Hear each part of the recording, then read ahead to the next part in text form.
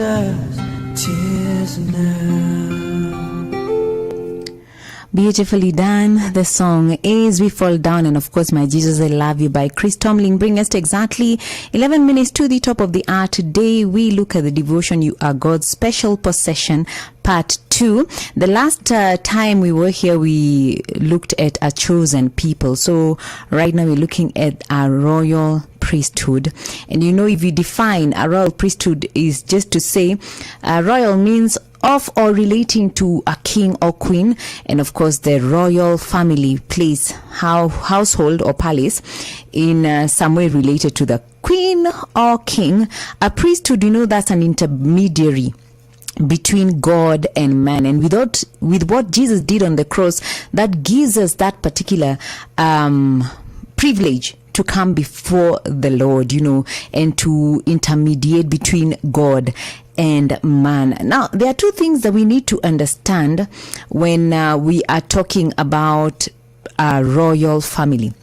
Number one, a royal priesthood. Number one, we are in the royal family. Jesus is king, and that means that we are royalty. As believers in Jesus Christ, we are now adopted into the family of God according to Romans 8:15, and we are now sons and daughters of God according to verse 16. We are heirs and co-heirs with Christ according to verse 16. We are in the kingdom of heaven's royal family. And you know, as I like to do, I went to check what Miles Monroe has to say about this, because he really likes to expound, especially matters talking about that we are not just ordinary people. We are a royal priesthood. And this is what he says, yeah? He says there is a certain posture, deportment, behavior, a manner of speech expected of royalty, and it does not develop automatically.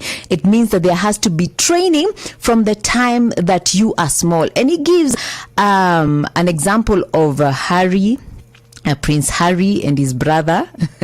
They were trained from the day that they were born. Prince William and Harry were taught how to walk, talk, think, and behave like kings. In the same way, you and I, as a royal priesthood, we must learn to think and act like royal children of a heavenly king. And so I thought, let me just help us understand, what does it really mean to be a royal priesthood? And that just basically means that we are reigning, we are ruling with Jesus. Remember, in Ephesians it says that we are seated with Christ in the heavenly places. So there is something that you ought to be doing for the king, because you have been given that authority and power.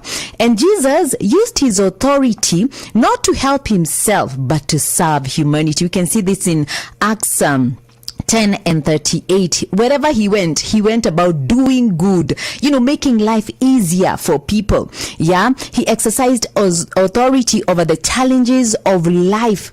You know, people came to him with people who were sick. You know, he encountered people who had been demonically possessed, and he was able to exercise his authority and power. And we see that if you're going to reign with Jesus, then we need to intervene in certain circumstances in life, in people that we know, you know, in territories that we live in. We need to intervene.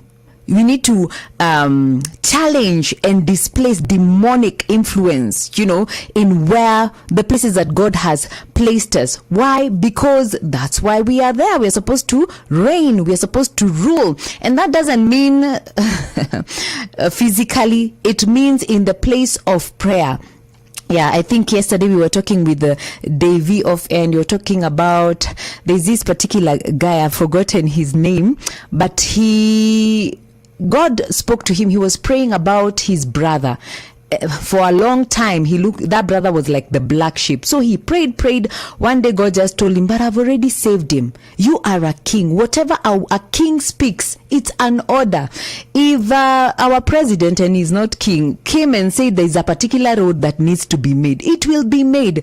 Yeah, he's Kenneth Hagin. Thank you so much, Davey. God told him, speak. what you want to see, go and say that I actually, an intermediary between God and man. Go say that I take his soul from the clutches of the enemy, and I command that he be submitted to the knowledge of Jesus Christ. And that really got me thinking, are we doing enough? And we can also see this in the Old Testament. Abraham stood as an intermediary between God and his nephew Lot. We also see Nehemiah doing something. Another thing that is prevalent with kings is that we must exercise wisdom. In Proverbs 8:15 and 16, it says that by me kings reign and rulers decide and decree justice. By me princes rule and nobles, all who judge and govern rightly. What we are learning here is that we need the wisdom of God so that we can be able to reign and rule as a royal priesthood. Lack of wisdom is what has caused many kings to oppress people, because they do not know who they are. They do not know the kind of authority they carry. So we need to rule with Christ, and we can only do that with the wisdom. And we see this in the ministry of Jesus. Whenever the Pharisees came to him, he displayed wisdom. We need to do that. Of course, I could have gone on and on, but time does not allow me. We go for a short break. When we come back, we are going to be playing more of worship. My prayer is that we are going to learn to be who we really are as a royal priesthood. Hope FM Worship Day.